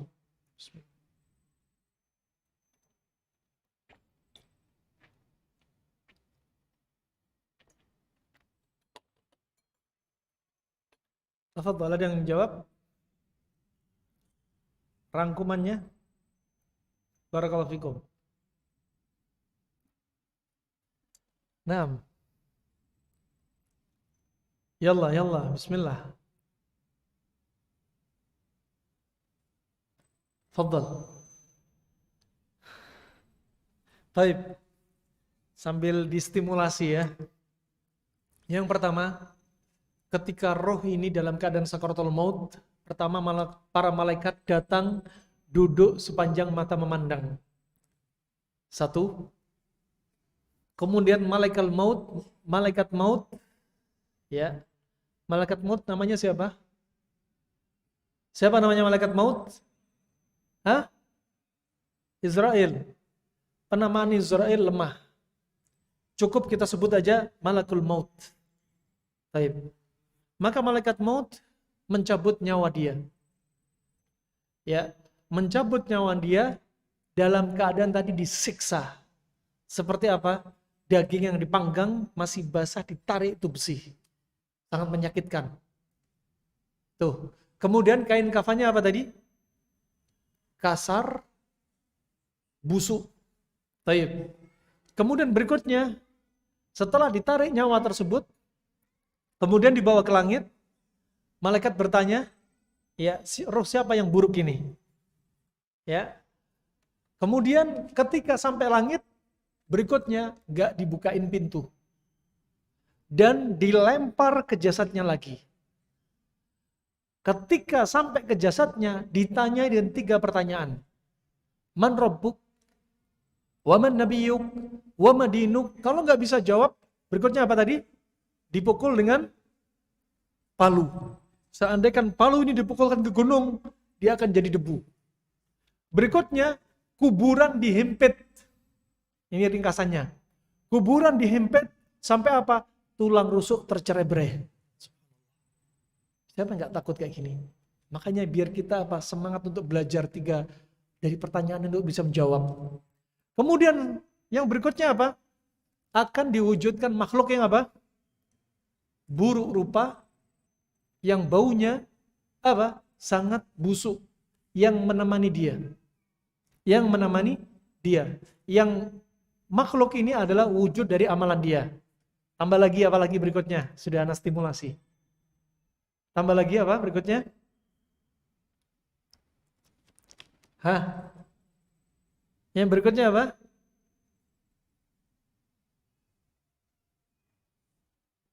Yang berikutnya akan dijadikan bagi dia teman sampai hari kiamat apa? Ular yang sangat menakutkan, yang punya 7 kepala, yang tugas-tugasnya gigit dia dengan racunnya dan mencabik-cabik menginjak dia dengan apa? Kuku dan kakinya. Kita mungkin ngayal, ini ular naga, gak usah dihayalin, perkara gaib. Kemudian berikutnya apa lagi? Berikutnya apa lagi? Ya, bagi mereka yang makan uang riba, apa tadi? Berenang setelah sampai tepian, ditunggu malaikat, dijejalin dengan bebatuan. Ya, mereka yang suka menyebarkan aib saudaranya, apa tadi? Allah jadikan kuku-kuku dari tembaga mencakar wajah dan dada mereka. Bagi mereka yang meninggalkan sholat wajib dan membaca Al-Quran tapi tidak mengamalkannya, apa tadi? Kepalanya dilempar dengan batu, dihancurin, dibentuk lagi kepalanya oleh Allah, dihancurin lagi. Bagi mereka yang suka berdusta dari bangunnya sampai tidurnya lagi, apa yang didapati? Dirobek matanya, hidungnya, dan mulutnya. Bagi mereka yang berzina, apa yang didapati di alam kubur? Dijadikan tempat seperti tungku, dibakar dari bawah. Ini bukan hanya kafaro, bagi orang kafaro, orang muslim juga disiksa seperti ini. Nah, kemudian bagi mereka yang jasadnya separuh baik, jasadnya separuh buruk, ya seperti apa? Bagi siapa? Mereka yang mencampur antara amalan soleh dengan amalan yang buruk. Ada lagi? Ada lagi? Ditampakkan kursi dia, tempat duduk dia di neraka atau di surga. Nas'allallahal afiyah. Bayangin kalau di neraka sudah ditampakkan pagi siang dengan kursi dari neraka. Kebayang. Ya Allah, jangan tegakkan hari kiamat ya Allah. Di kuburan saja sudah berat, apalagi masuk neraka. Ya, adapun mereka yang ditambahkan kursi di surga, ya Allah cepat tegakkan hari kiamat ya Allah, biar aku ketemu dengan bidadari, biar aku dapat harta perbekalan di hari kiamat dari istana, biar aku berjumpa dengan keluargaku ya Allah. Pengen cepat ditegakkan hari kiamat. Nah, belum lagi aroma hawanya surga akan dimunculin. Sebaliknya, kalau dia calon penghuni neraka, ya tempat duduk neraka sekaligus hawanya neraka, permadani dari neraka, aromanya neraka, panasnya dihembuskan ke dalam kuburan tersebut. Nasallallahu afiyah. Maka rahmatullah, ini sebagai apa? Targhib dan tarhib kita biar apa? Bisa menjawab pertanyaan para malaikat dari 3 pertanyaan ini, dan kita dijauhkan dari siksa neraka, siksa alam kubur. Berikutnya ada beberapa pertanyaan. Pertama, apakah yang sudah bertobat nasuha masih disiksa di neraka? Pertama, ya, kalau Anda bertobat, tentunya taubat itu jangan hanya di lisan, jangan ada di hayalan saja, tapi taubat diambil dari apa? Dari dalam hati kita. Ya. Dan bimbingan Allah Subhanahu wa taala untuk apa? La taqnatu min rahmatillah. Jangan Anda berputus asa dengan rahmat Allah. Putus asa adalah ciri khas akhlaknya orang Yahudi. Kita nggak boleh menyerupai mereka. Dan ini fungsinya apa? Kalau kita bertobat, kita tetap apa? Berharap selalu Allah menghapuskan semua dosa kita. Kalau Allah terima taubat kita, sudah bersih semua. Seperti orang berzina. Orang yang berzina, pernah waktu itu disebutkan, ada seorang wanita yang berzina, dan dia hamil. Berkata kepada Rasulullah, ya Rasulullah, saya sudah berzina, ya Rasulullah. Ya, Rasulullah tanya dulu, nah, orang berzina itu ada beberapa syarat, dirajam apa enggak dirajam. Kalau dia sudah menikah dan dia berzina, dirajam sampai mati. Ya, kalau dia zina tapi masih perawan dan berjaka, maka enggak dirajam sampai mati. Dicambuk. Ya. Fa subhanallah, kalau orang berzina, seperti kisah Sahabiah ini berzina. Ya, orang dirajam perlu beberapa hal. Pertama, pengakuan dari pelaku. Walaupun enggak ada 4 saksi, tapi pelaku mengaku sebenar-benarnya, maka bisa dirajam. Dan dia bertobat kepada Allah. Yang berikutnya, dia nggak ngaku, tapi 4 orang saksi minimalnya melihat dia berzina. Adapun video, adapun CCTV tidak diterima datanya. Ya, kenapa? Karena itu bisa rekayasa. Ini rahmatullah jamin tetap berlaku saksi langsung 4 mata langsung. Nah, kenapa? Rasulullah kadang nggak menerima pengakuan orang berkali-kali. Benar kamu berzina. Ditanyai, benar kamu berzina. Menunjukkan apa? Karena ini apa? Taruhannya nyawa. Makanya betul-betul Rasulullah menekankan. Dan wanita ini dibiarkan kepada orang lain untuk sampai melahirkan dulu. Setelah melahirkan, dibiarkan sama Rasulullah untuk menyusui dulu. Setelah 2 tahun selesai menyusui, baru Rasulullah merajam wanita ini. Ya. Setelah dilakukan rajam, ya, Rasulullah memerintahkan wanita ini untuk apa? Untuk apa? Untuk disolatkan. Untuk disolatkan. Ya. Kemudian Umar bin Khattab berkata, ya Rasulullah, apakah kamu mau menyolati wanita yang telah berzina? Kemudian kata Rasulullah, ya Umar, wanita ini sudah bertobat dari perbuatan zinanya. Seandainya ya wanita ini tobatnya, wanita ini disebarkan semua kebaikannya, tobatnya, niscaya tobatnya bisa menutupi apa? Kesalahan-kesalahan ahlul Madinah, penduduk Madinah. Kenapa? Saking utamanya tobatnya orang yang berzina. Dan orang yang dirajam punya keutamaan dia jika dia bertobat kepada Allah Subhanahu wa taala. Pak ini berharap apa? Rahmat Allah, terus berharap. Jangan berzina, setelah berzina bertobat, terus apa? Gak banyak berharap. Paling dosaku sudah dihapusin. Ini diantaranya apa? Agar kita antara rasa takut, rasa taubat, rasa harap, rasa cinta terus berjalan bersama. Nah, terus berharap kepada Allah Subhanahu wa taala. Dan apa? Allah pemberi taubat. Nah, Anda selalu optimis ya atas apa? Taubat yang Anda harapkan. Mohon diulang penjelasan tentang siksa di alam kubur, tentang orang yang suka mencampur yang baik dan buruk. Tadi siksanya ya, orang yang mencampur baik dan buruk apa? Jasadnya separuhnya bagus, separuh jasadnya jelek. Ya. Kemudian mohon petunjuk bagaimana teknis bertaubat yang terbaik. Pertama, taubat yang terbaik, Anda ikhlas karena Allah Subhanahu wa taala. Jangan Anda bertobat gara-gara apa? Gara-gara wanita yang ingin Anda, misalkan Anda nikahi, bukan. Betul-betul murni dari hati Anda. Kemudian apa? Syarat tobat yang kedua harus Anda datangi apa? Azm. Berazam, bertekad untuk tidak mengulangi lagi. Kemudian yang ketiga adalah an-nadam, yaitu menyesali dari perbuatan yang sudah Anda lakukan. Yang keempat adalah ayyakuna fi waqtil hajah. Taubat tersebut dilakukan ketika kita sedang sadar. Maka jangan ditunda. Oh subhanallah, saya ini zina, tapi saya ingin tobat. Masalah afiyah. Contoh aja. Saya ingin tobat, tapi saya ingin tobat kalau umur saya sudah 40 tahun. Lah ajal kita nggak nunggu 40 tahun. Nah, wah saya ini subhanallah belum bisa ninggalin musik. Ya, saya mau tobat kalau saya sudah umur 40 tahun. Naik motor, pakai intercom, dengerin musik. Ya, temennya yang di belakang ngelihat dia ginjal-ginjal. Joget-joget naik motor, dengerin musik asyik. Kita pikir dengerin murotal. Tahu-tahu dia kecelakaan, mati, ya subhanallah, intercom masih suara musiknya keras. Meninggal dalam keadaan husnul khatimah apa su'ul khatimah? Su'ul khatimah, nasallallahu afiyah. Ya, meninggal dalam keadaan musik masih terdengar di telinganya. Padahal Nabi sudah bersabda, ya, satuksiru fi akhir zaman. Nanti di akhir zaman akan banyak bermunculan apa? Az-zalazil, gempa bumi.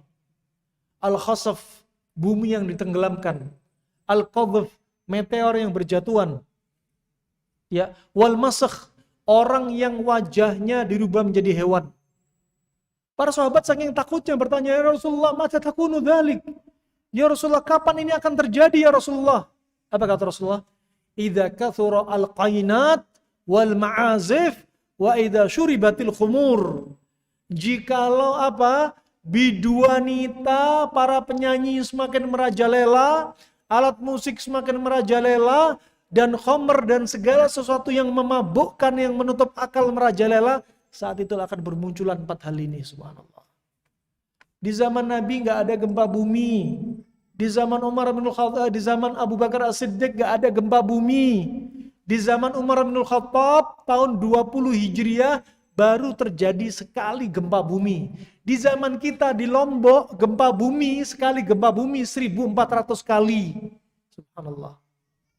Kalau setahun sudah berapa kali gempa bumi? Ya. Ini kenapa? Karena orang sudah nggak tahu musik dianggap halal. Di Arab musik itu sudah aneh. Di tempat kita sudah adat. Ketika orang bilang musik ini dilarang, mereka aneh. Ah, dilarang. Padahal dari nenek moyang kami sudah ada musik. Ya. Sekarang baru ada muncul dilarang. Ya. Nah, ini rahmatullah. Ya, agama kita bukan agama nenek moyang. Agama kita adalah agama yang dibawa oleh Rasulullah SAW dari Allah Subhanahu Wa Taala, wahyu yang diwahyukan. Ya, kalau ngikut hawa nafsu, aduh saya berat meninggalin musik. Ya, tinggalin. Demi Allah, rezeki Allah akan bertambah kepada kita kalau kita tinggalin musik. Ya, antum mempunyai kafe, tinggalin musik. Jangan takut kalau ada musik nanti nggak ada pelanggan datang. Ini apa namanya wahan, takut mati, takut ninggalin musik. Ala bidzikrillahi tatmainnul qulub. Bukankah dengan zikir kepada Allah hati kita tenang? Ya. Ini rahmatullah. Ya, wa may yattaqillaha yaj'al lahu makhraja wa yarzuqhu min haitsu la yahtasib. Barang siapa bertakwa kepada Allah, mendatangi ketaatan, menjauhi larangannya, Allah akan jadikan bagi dia jalan keluar, ditambah lagi rezekinya di atas ekspektasi dia, subhanallah. Nah, Ini rahmatullah, ya tobat jangan ditunda dan tobat jangan tanggung-tanggung. Ada salah satu teman kita baru tobat, sebelumnya nggak pernah sholat. Ya, semoga Allah ampuni dosa dia, Allah ampuni dosa kita semua. Ya, ini hanya sebagai pelajaran dan tanpa sebut nama. Saya mau tobat Ustaz. Ya, saya ini pemain musik. Ya, satu band yang terkenal. Tapi tolong nasihatin saya pelan-pelan. Saya mau hijrah tapi pelan-pelan. Nas'allallahu al-afiyah. Belum tahu belajar ibadah yang benar, Allah cabut nyawa dia. Dalam keadaan tobat pelan-pelan, tapi sekali lagi Allah berkehendak atas hambanya. Semoga Allah ampuni dosa dia semuanya dengan niat baik dia. Ya, setelah dia bertobat, alhamdulillah teman-temannya satu bandnya dinasehatin. Ini waktu sholat kita jangan sampai kayak binatang. Ya, diciptakan di muka bumi kita nggak mau sholat. Yuk sholat. Alhamdulillah sudah banyak perubahan. Sholat di masjid, perjalanan lagi konser, berhenti mobil, adzan, yuk kita sholat. Ya, walaupun pelan-pelan, alhamdulillah dia sudah berjuang keras untuk apa? Merubah hidupnya. Nah, ini rahmatullah. Kalau ngegas untuk tobat, jangan pelan-pelan, langsung digas. Nah, punya motor, masya Allah, sisinya gede, adzan berkumandang, nggak berangkat ke masjid. Punya motor, sisinya gede, kajian, nggak datang kajian. Masya Allah, ketika ada konser musik jauh di sana, tetap beli tiket pesawat, datang. Nah, ketika kuliah, anaknya kuliah di sekolah kan di Amerika. Anaknya pulang liburan, disuruh ke masjid aja enggak sama bapaknya. Ini ketimpangan ini. Kemudian yang berikutnya,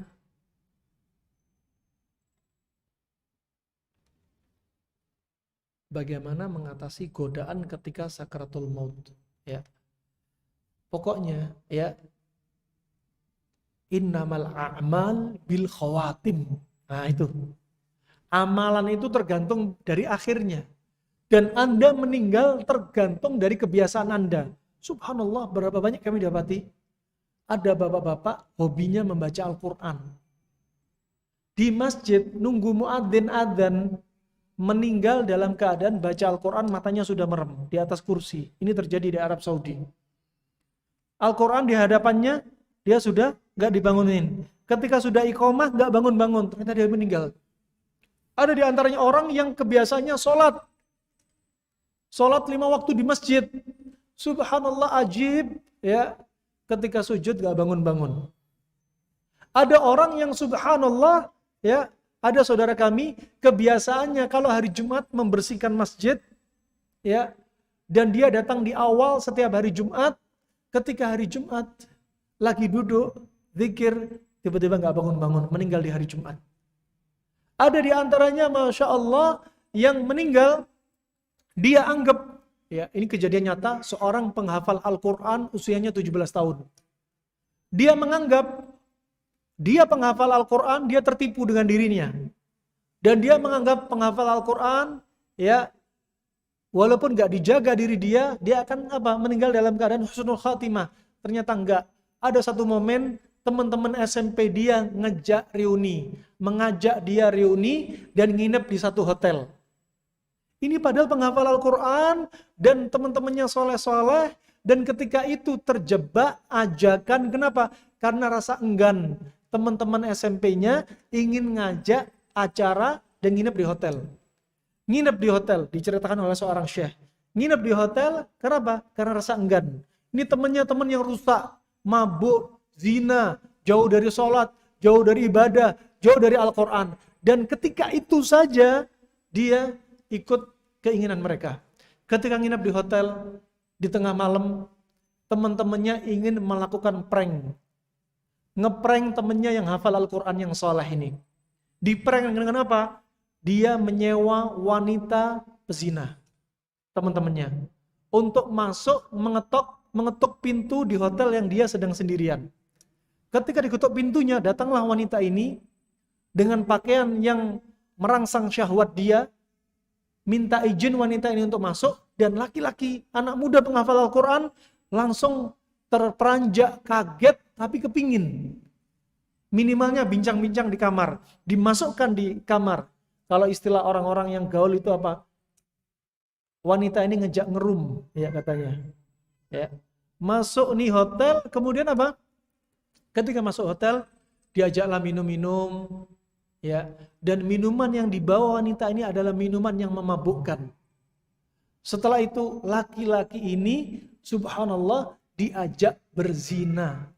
Dan berzina dengan wanita ini, setelah berzina di atas ranjang nasallahu al-afiyah, wanita ini meninggalkan dia sesuai dengan amanah teman-teman yang ngeprank.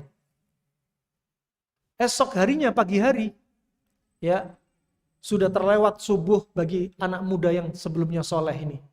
Diketok pintu hotelnya, nggak dibukain pintu.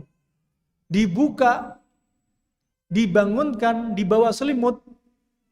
Dalam keadaan dibawa selimut, dia telanjang, ternyata sudah tidak berhembus nafas dari anak penghafal Al-Quran ini. Nasallallahu. Makanya hidayah itu perlu dijaga. Kalau hidayah nggak dijaga, hidayah akan pergi dari kita. Kalau Anda sudah hijrah, hijrahnya Anda dapat Islam, dapat petunjuk, sunnah, dijaga. Jangan Anda apa? Berucap dengan ucapan yang nggak punya adab. Mata tetap jelalatan. Lisan seperti lisan dulu seperti sebelum hijrah. Tangan suka ngeprank seperti sebelum hijrah. Ya, langkah kaki selalu diarahkan ke tempat-tempat yang buruk, bukan masjid-masjid dan tempat-tempat taklim. Bukan demikian. Akan ada saatnya hidayah yang Allah sudah berikan kepada Anda akan hilang sirna dari diri Anda. Akhirnya apa? Meninggal dalam keadaan dia berzina, mabuk. Nah, Pak ini rahimahumullah, maka apa? Bagaimana caranya biar kita meninggal dalam keadaan husnul khatimah? Apa? Selalu datangin kebaikan. Jika Anda biasa meninggal dalam sering membaca Al-Quran, Masya Allah ajib. Anda meninggal, Masya Allah meninggalnya dalam keadaan baca Al-Quran. Ya, subhanallah sampai disebutkan teman-teman kami, sebagian profesor melakukan terapi pada orang-orang kanker dengan membaca Al-Quran 2 jam sekali, membaca Al-Quran hanya 10 menit, 2 jam sekali. Di antara studi kasus, 90% pasien yang diteliti sembuh dari kanker. Nah, makanya apa? Biasakan dalam ketaatan kepada Allah. Yang biasa Masya Allah, biasa berdakwah, meninggal dalam keadaan dia sibuk dakwah. Yang biasa meninggal menuntut ilmu, meninggal dalam keadaan dia menuntut ilmu. Yang biasa dia meninggal salat malam, meninggal dalam keadaan salat malam. Masya Allah kan ajib. Ya, makanya jangan sampai terjebak dengan satu kemaksiatan. Bisa jadi satu kemaksiatan tersebut ternyata mencelakakan dia pada waktu itu. Afan, mohon nasihati kami agar kami bisa istiqomah dalam meninggalkan maksiat. Sabar itu dibagi menjadi 3. Sabar dalam menjalankan ketaatan kepada Allah. Sabar dalam meninggalkan maksiat. Dan sabar dalam menghadapi takdir baik dan buruk dari Allah Subhanahu wa taala. Nah, ini perlu diperhatikan. Sabar dalam segala kondisi. Dan caranya bagaimana? Caranya sering datangi majelis-majelis ilmu. Kenapa? Majelis ilmu itu adalah nutrisi hati. Sehingga tetap dia apa? Jadi hati yang sehat. Kalau Anda merasakan hati Anda sedang sakit, jangan pergi ke diskotik. Jangan cari teman yang jauh dari sunnah. Jangan menjauhkan diri dari majelis ilmu. Ketika hati Anda sakit, pergi ke ke arah-arah yang mendekatkan Anda kepada agama. Kata Nabi SAW, likulli amalin syurrah, wa likulli syurratin fatrah. Faman kana fatratuhu ila sunnati faqad anjah, wa man kana fatratuhu ila ghairi dhalik faqad halak. Setiap semangat itu, orang yang ibadahnya semangat, pasti ada saatnya dia lemes, futur, lagi ngedon iman. Ketika imannya down, ketika lagi futur, arahkan kepada sunnahku, maka dia akan sukses, selamat. Ketika sedang futur, dia arahkan kepada selain sunnahku, dia akan celaka. Lagi futur, jauh dari iman, pergi ke diskotik. Syukur kalau penampilan kita ternyata menjaga kita. Ba'dallah, disebutkan Syekh kami, Di Prancis ada seorang lelaki yang dia lagi futur. Dia mu'alaf, lagi futur, imannya lagi ngedon. Pergi ke diskotik dalam keadaan apa? Jenggotnya panjang, pakai jubah. Masuk diskotik pengen apa? Pengen mabuk dan pengen joget sama wanita. Kemudian kata security yang ada di diskotik, ngapain kamu kesini? Kamu nggak malu punya jenggot sama pakai pakaian seperti ini? Ini security-nya non-muslim. Cukur jenggot kamu, ganti baju kamu, silahkan masuk. Baru dia sadar, ya Allah, ternyata pakaian dia saja, penampilan dia, dengan izin Allah, dia selamat. Dia ingat lagi, astagfirullah. Coba. Nah, makanya tampakkan syiar Islam antum. Pakai peci, penampilan jenggot, ya celana-celana yang gak isbal, ya, nah ucapan-ucapan yang baik, subhanallah. Ternyata pakaian saja dengan izin Allah menjadi perantara sebab antum diselamatkan oleh Allah subhanahu wa ta'ala. Ya, makanya lagi kayak gini apa? Banyakin datengin majelis, cari teman-teman yang soleh, teman-teman yang akan mewarnai antum dengan kebaikan. Jangan cari teman yang mewarnai antum dengan noda-noda maksiat. Jangan. Ya, cari teman yang baik, ajak dia safar. Baik apa enggak baik? Kalau dia safar, ketemu. Di perjalanan dia orang baik apa enggak baik? Kalau enggak baik, udah safar berikutnya enggak usah diajak lagi. Enggak usah jadi teman yang baik. Enggak usah jadikan dia teman akrab. Kalau dia lagi mukim enggak safar, lihat bagaimana muamalah dia dengan istrinya. Nabi sudah mengingatkan, sebaik-baik kalian adalah yang paling baik kepada istrinya, adalah yang baik kepada istrinya. Wa ana khairun li ahli. Ya, kata Rasulullah apa? Dan aku adalah sebaik-baik kalian adalah orang yang paling baik kepada istrinya, dan aku adalah orang yang paling baik kepada istriku, kepada keluargaku. Ini kata Rasulullah. Maka kalau lihat safar, lihat nih. Kalau pengen teman baik gak baik. Ketika safar dilihat, ketika mukim lihat bagaimana muamalah sama istrinya. Kalau sama istrinya baik, alhamdulillah, jadikan dia teman akrab. Itu penting. Akhlak kita harus dirubah. Ya, akhlak kita harus kita rubah. Hijrah, semuanya hijrah. Lisannya, matanya, tangannya, kakinya, hatinya.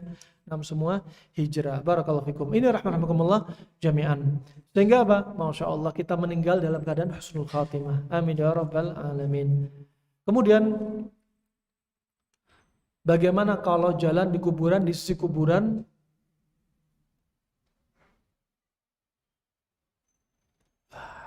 tulisannya nggak bisa kebaca. Nggak bisa baca tulisannya. Apakah boleh kami menulis artikel di media online tentang kesalahan dalam menyikapi Wahabi? Soalnya di media mainstream, misal Republika, ia sudah menaikkan tentang Wahabi yang isinya memojokkan Salafi, dakwah Salafi. Silahkan tulis, sampaikan al-haq. Qulil haqqa walau kana murran. Sampaikan al-haq walaupun rasanya pahit. Bagaimana menjawab jawaban yang tepat untuk orang yang menuduh Wahabi? Jawabannya panjang, bisa jadi kajian tersendiri.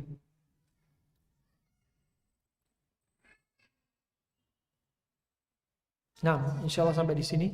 Mungkin ada pertanyaan langsung, tafadhol. Ada pertanyaan langsung, atau mungkin saya tambah pertanyaan?